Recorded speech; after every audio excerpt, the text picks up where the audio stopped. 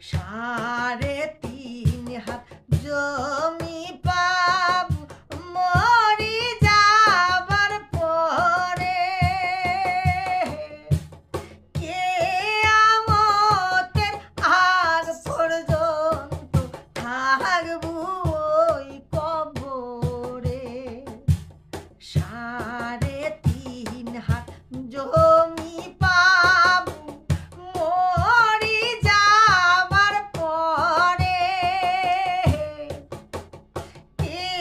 কিয়ামতের আগ পর্যন্ত থাকবো ওই কবরে।